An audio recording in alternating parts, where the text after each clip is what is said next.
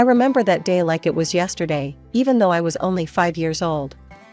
My name is Jenna, and that was the day my life changed forever. Dad had gone on another business trip, leaving Mom and me alone in our suburban house. I was playing with my dolls in the living room when I heard the doorbell ring. Mom rushed to answer it, her face lighting up as she saw who was there. "Jenna, honey, go to your room and play," she said, her voice trembling with excitement. I did as I was told, but curiosity got the better of me. I peeked around the corner and saw a tall man I didn't recognize. Mom was throwing clothes into a suitcase, moving faster than I'd ever seen her move before. Mom zipped up her suitcase and headed for the door. I stepped out of my hiding place, confused and scared. "Mommy, where are you going?" "I have to go away for a while, sweetie," she said, not quite meeting my eyes. "Be a good girl for Daddy, okay?" And just like that, she was gone. No hug, no kiss goodbye. Just the sound of a car engine starting and then fading away into the distance. I stood there, staring at the closed door, waiting for her to come back. But she didn't. The house felt bigger and emptier than ever before. As night fell, I grew more scared. I tried to turn on the lights, but I was too short to reach the switches. The darkness closed in around me, and I started to cry. "Mommy, Daddy." I called out, over and over again. But no one came. I don't know how many days passed. I was hungry and thirsty, and the dark seemed to be alive, full of monsters waiting to grab me. I cried until I had no tears left, then huddled in a corner, shaking with fear. Finally, I heard voices outside. Our neighbor, Mrs. Johnson, was talking to someone. "I've been hearing a child crying for days," she was saying. "I'm worried something might have happened." The door burst open, and suddenly the house was full of people. Policemen, neighbors, and finally, my dad. "Jen," he cried, scooping me up in his arms. "Oh God, Jenna, I'm so sorry." I clung to him, sobbing with relief. Over his shoulder, I saw a policeman holding a piece of paper. "Mr. Anderson," he said gravely. "I think you should read this." Dad set me down gently and took the note. As he read it, his face crumpled. He looked older suddenly, like he'd aged years in just a few moments. "She's gone," he whispered. "Linda's gone. She left us." The next few weeks were a blur. Dad took time off work to stay with me. We had lots of visitors, relatives, friends, and a nice lady who Dad said was a child psychologist. "Jenna's been through a traumatic experience," the psychologist explained to Dad. "It's normal for her to have some fears and anxieties after what happened." And boy, did I have fears. I couldn't sleep without a light on, the dark terrified me. And I panicked whenever Dad had to leave, afraid he wouldn't come back either. The fear never really went away. It became a part of me, as much a part of my identity as my brown hair or green eyes. Jenna Anderson, the girl whose mother left her, the girl afraid of the dark, the girl always worried about being abandoned. As the days turned into weeks, and weeks into months, life settled into a new normal. Dad and I became a team of two, figuring out how to navigate this new world without Mom. He learned to braid my hair, badly at first, but he got better with practice, and I learned how to make his coffee just the way he liked it. That changed the day Dad met Helen. I was 7 years old when Dad introduced me to her. Helen had kind eyes and a warm smile that made me feel instantly at ease. Over the next few weeks, Helen became a regular presence in our lives. She didn't try to replace my mom, something I appreciated more than I could express. Instead, she carved out her own space in our little family. One day, I overheard Dad talking to her on the phone. "I think it's time, Helen. Will you move in with us?" Helen moved in a week later. She didn't try to be my mom, but she became something just as important, a friend. She helped me with my homework, braided my hair much better than Dad ever could, and always made sure there was a nightlight in my room. As the years passed, our lives changed in other ways too. Dad's company took off, and suddenly we were moving to a big new house in a fancy neighborhood. I got my own room with a walk-in closet and a view of the backyard pool. But some things didn't change. I still slept with a nightlight. I still worried every time Dad went on a business trip. And sometimes, late at night, I'd catch Dad looking at old photos of Mom. My 10th birthday started like any other day. I woke up to the smell of pancakes, Helen's special birthday tradition for me. Dad was home from work, and we were planning a small party later. Everything seemed perfect. Then the doorbell rang. As I walked into the living room, I froze. Standing there, looking older but unmistakable, was my mother. And next to her was a little girl, about 5 years old, clutching a teddy bear and looking around wide-eyed. "Linda," Dad said, his voice tight. "What are you doing here?" Mom took a deep breath. "Tom, I'm so sorry. For everything. I know I have no right to be here, but..." She gestured to the little girl. "This is Emma. She's your daughter." The room went silent. I felt like I couldn't breathe. Dad's face went through a range of emotions: shock, anger, disbelief, and then, something else. "My daughter?" he repeated. Mom nodded. "I was pregnant when I left. I didn't know then, I swear. Tom, I've made so many mistakes. I'm not asking you to forgive me, but Emma, she deserves to know her father." I watched as Dad knelt down to the little girl's level. "Hi Emma," he said softly. I'm your dad." Emma looked up at him shyly. "Hi," she whispered. As Dad talked to Emma, I noticed Helen standing in the doorway, her face pale. She turned and walked away quickly. I wanted to follow her, but I felt rooted to the spot. The next few hours were a blur.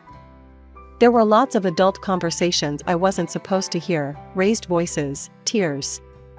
I hid in my room, hugging my knees to my chest and trying to make sense of it all. Later that evening, Dad came to talk to me.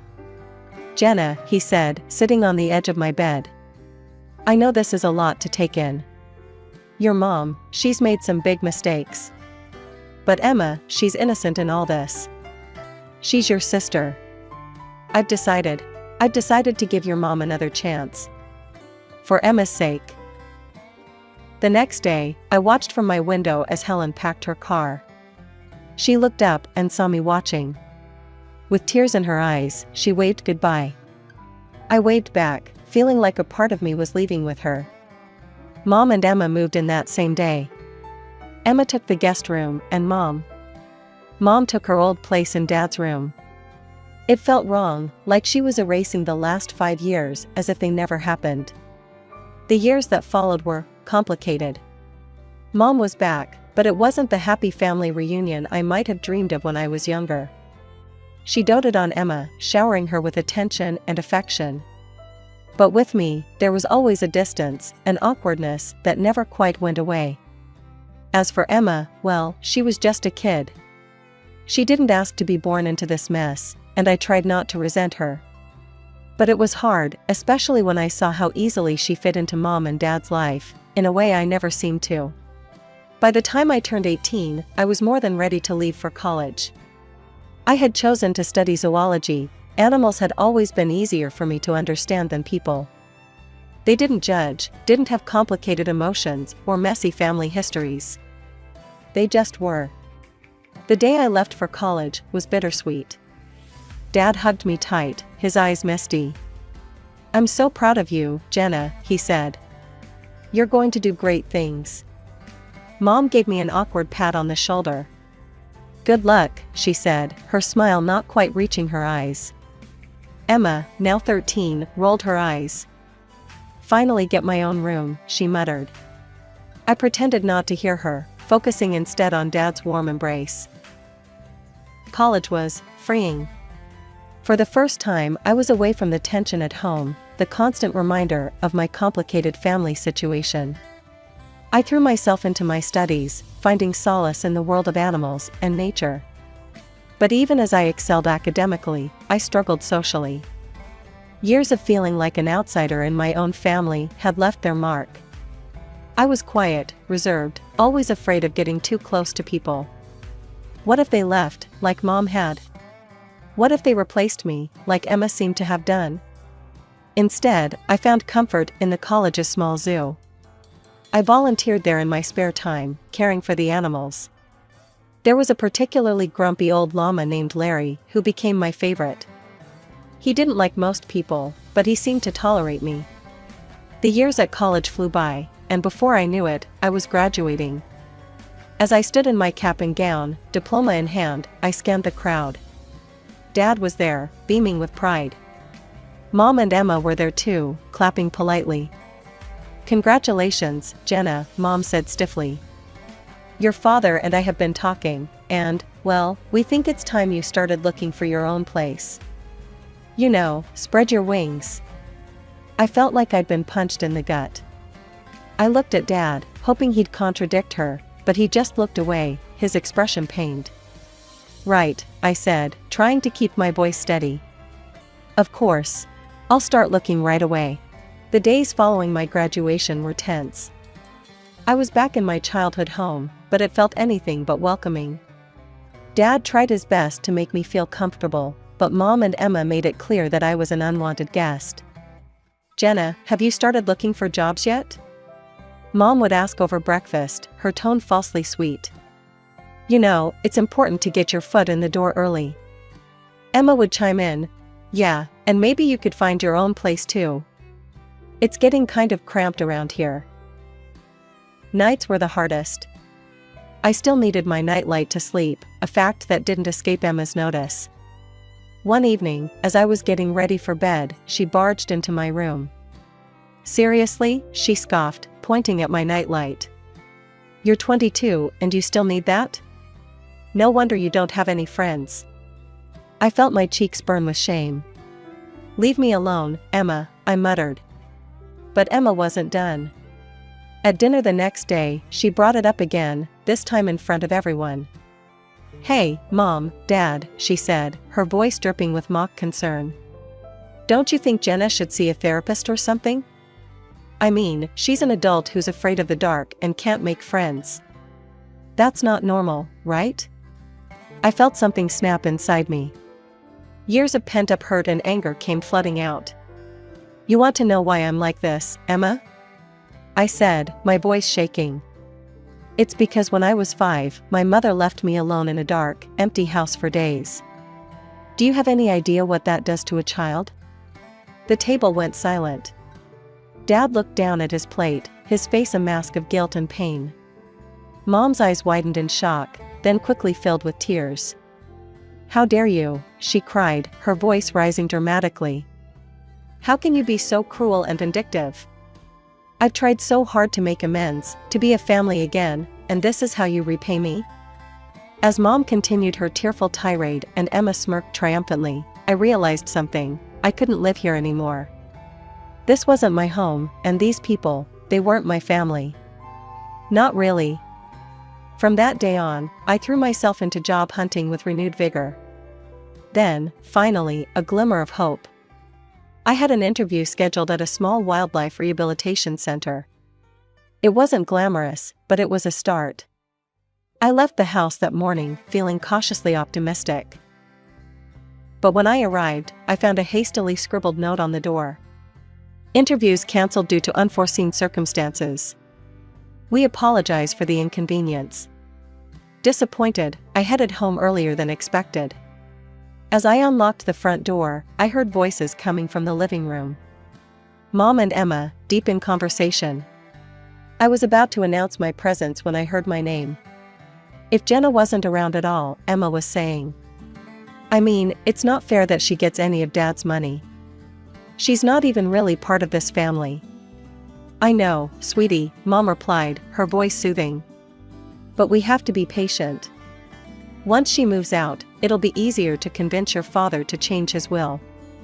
We just need to keep pushing her to leave." I felt like I'd been doused in ice water. They wanted me gone, not just from the house, but from the family entirely. And they wanted my inheritance too. As I sat on my bed, my mind raced. What should I do? Should I tell Dad? But would he believe me over Mom and Emma? He'd forgiven Mom for abandoning us, after all. He loved them. Maybe he'd take their side. My first stroke of luck came when I saw a job posting for the city zoo. They needed a zoologist to assist with their wildlife rehabilitation program. It wasn't a glamorous position, but it was exactly what I'd been trained for. I sent in my application immediately, and to my surprise and delight, I got called in for an interview. The day of the interview, I stood in front of the zoo's main gate, taking deep breaths to calm my nerves. The interview went better than I could have hoped. The head zoologist, Dr. Martinez, seemed impressed by my knowledge and passion. "You've got the job, Jenna," she said with a warm smile. "Welcome to the team." I could have cried with relief. Finally, something was going right. Working at the zoo was everything I'd hoped for and more. I spent my days caring for injured wildlife, educating visitors about conservation, and even assisting with research projects. In the evenings, I'd return to my tiny apartment, which I was able to rent with the money I saved. To combat the loneliness, I started participating in online forums for animal lovers and people with similar interests. That's where I met Jake. Jake was from the same city, shared my love for animals, and had a wicked sense of humor that made me laugh even on my toughest days. We started chatting regularly, sharing stories about our day, and discussing everything from the latest conservation efforts to our favorite books. One day, Jake suggested we exchange photos. With trembling hands, I sent him a recent picture of me at the zoo. He responded with a photo of himself. He had kind eyes and a warm smile that made my heart skip a beat. But as much as I enjoyed our chats, the idea of meeting in person or even admitting my growing feelings terrified me.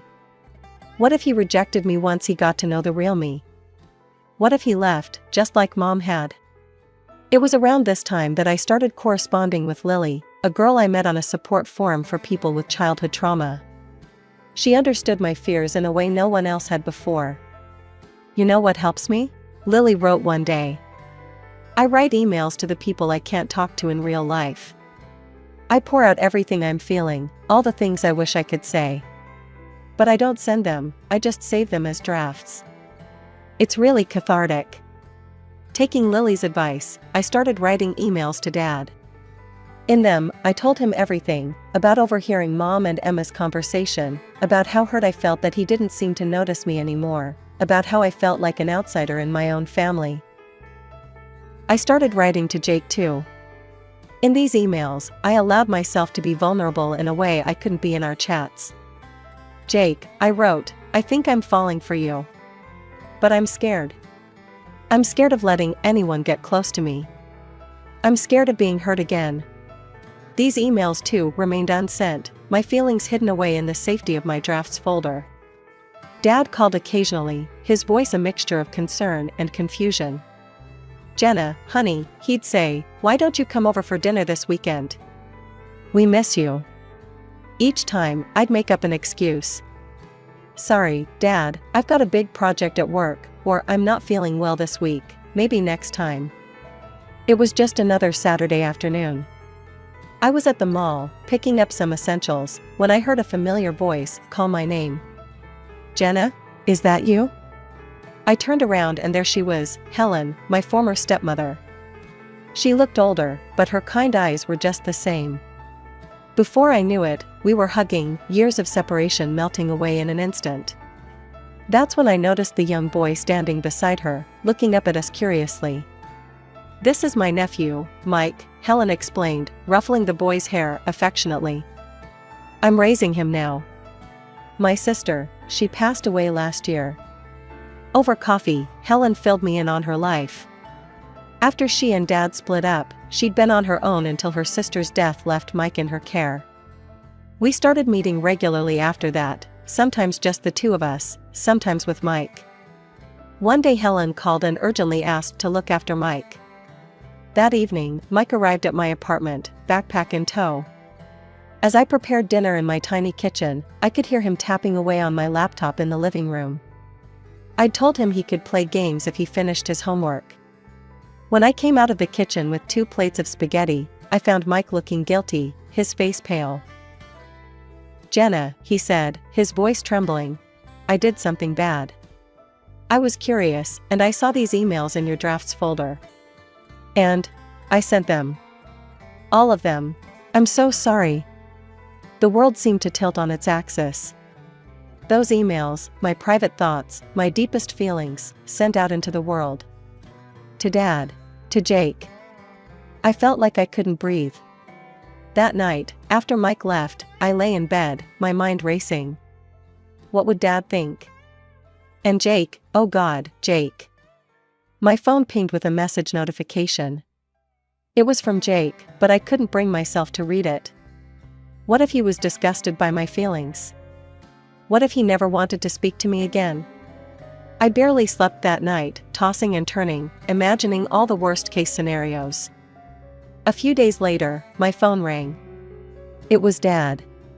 "Jenna," he said, his voice serious, "we need to talk. Can you meet me at the cafe near your old high school?" My heart pounded as I sat across from Dad in the small cafe. He looked tired, his face etched with lines I hadn't noticed before. "I got your emails," he said quietly. "Jenna, I had no idea you were feeling this way. About your mother, about Emma, about everything." I couldn't meet his eyes, shame and fear warring inside me. "Jenna, look at me," Dad said, his voice gentle but firm. I looked up, surprised to see tears in his eyes. "I love you. More than anything in this world. I'm so sorry I made you feel like you weren't important to me. That was never, ever my intention." We talked for hours, really talked, in a way we hadn't in years. About Mom's return, about Emma, about how I'd felt pushed aside and forgotten. Dad listened, really listened, occasionally wiping away a tear. Finally, he stood up. "I need some time to process all this," he said. "But Jenna, we're going to figure this out. You and me. I promise." As I watched him walk away, I felt a mixture of relief and apprehension. What would happen now? But I didn't have much time to dwell on it because my phone rang again. It was Jake. "Jenna," he said, his voice warm. "I got your email. And I feel the same way. I've been too scared to say it, but I really like you. Would you like to meet for coffee?" My heart soared. "Yes," I said, surprising myself with how steady my voice was. "I'd love to." The next day, I met Jake at a small coffee shop. He was even more handsome in person, with a kind smile that put me at ease immediately. We talked for hours, about our fears, our dreams, our pasts. For the first time in years, I felt truly seen and understood. As autumn leaves began to fall, my phone rang one crisp morning. It was Dad. "Jenna," he said, his voice warm but with an undercurrent of something I couldn't quite place. "I'd like you to come to Thanksgiving dinner. It's important to me that you're there." Something in his tone made me agree. Thanksgiving Day arrived, and I stood on the doorstep of my childhood home, my heart pounding. Jake had offered to come with me for support, but I felt this was something I needed to face on my own. Mom opened the door, her smile not quite reaching her eyes. "Jenna, how nice of you to join us." Emma, lounging on the couch, barely looked up from her phone. "Oh, you came." Dad emerged from the kitchen, enveloping me in a warm hug. "I'm glad you're here, sweetheart," he whispered. As we sat down to dinner, the tension was palpable. Mom and Emma exchanged glances, their smiles strained and artificial. Dad, however, seemed oddly calm. Just as Mom began to serve the turkey, Dad cleared his throat. "Before we begin, there's something we need to discuss." He reached down beside his chair and pulled out a thick manila folder. Dad began pulling out documents, laying them on the table. "Linda, Emma, I've known for a while that something wasn't right. So I did some investigating." He held up a bank statement. "First, I discovered regular withdrawals from our accounts that I didn't make. Quite substantial amounts, in fact." Mom's face paled. Emma suddenly found her plate very interesting. Then, Dad continued, pulling out another document. I hired a private investigator. Linda, he provided photographic evidence of your encounters with a certain gentleman at the Rosewood Hotel. Mom gasped, her hand flying to her mouth. Tom, I can explain. But Dad wasn't finished. He pulled out one final document, his hand shaking slightly. And finally, I had a DNA test done. Emma isn't my biological daughter. The room fell silent.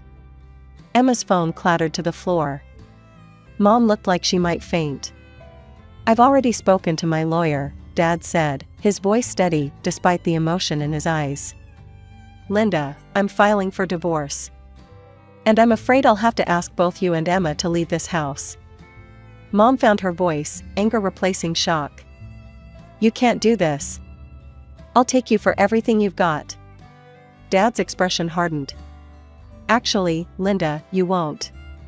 If you try to claim any property, I'll countersue for fraud and demand repayment of all the money you've taken, plus what I've spent raising Emma. My lawyer assures me I have a very strong case. Tears streamed down Mom's face as the reality of the situation sank in. Emma sat in stunned silence, her world crumbling around her. In the days that followed, Mom and Emma moved out. Dad and I began to rebuild our relationship, stronger than ever before. We had weekly dinners, long talks, and even started planning a father-daughter road trip. One day, over coffee, Dad hesitantly brought up Helen. I've been thinking a lot about the past, he said. About the mistakes I made. I reached out to Helen to apologize. We'd been meeting for coffee, talking things through. I smiled, genuinely happy for him. That's wonderful, Dad. Helen is an amazing woman. As for me, things with Jake were going better than I could have ever imagined. He was patient, kind, and understood my fears and insecurities. With his support, I was even starting to work through my issues in therapy.